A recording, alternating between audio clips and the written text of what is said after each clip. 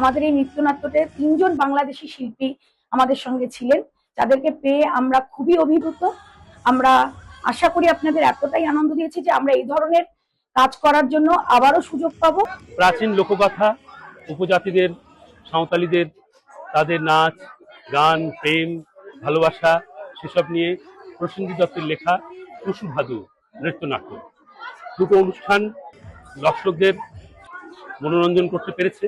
দু বাংলার যে সংস্কৃতি, এই সংস্কৃতির পারস্পরিক মিলনে আজ আমরা একত্রিত হয়েছি।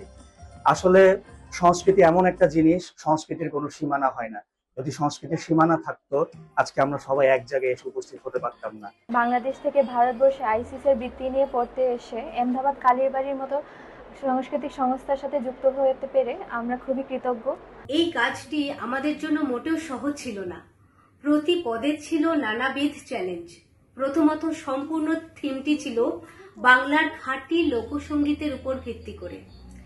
নৃত্যনাট্যের প্রতিটি চরিত্রের আবেগ ও কাহিনীর সাথে সামঞ্জস্য রেখে সঙ্গীত তৈরি করা বেশ কঠিন ছিল। আমাদের এই টুসু ভাদুর প্র্যাকটিসের জার্নিটা অনেক সুন্দরভাবে আমরা স্টেজে করেছি। আর স্টার্টিং এ আমাদের যে লেভেলের ছিল ডান্স, তার থেকে অনেক অনেক অনেক বেশি শিখেছি। খুবই কঠিন নাটক, সবাই জানেন। নাটক বলে কিছু স্ক্রিপ্ট তো কোনোদিন ছিল না, আমরা নিজেরাই এটাকে স্ক্রিপ্টিং করে নাটকটাকে দাঁড় করিয়েছি।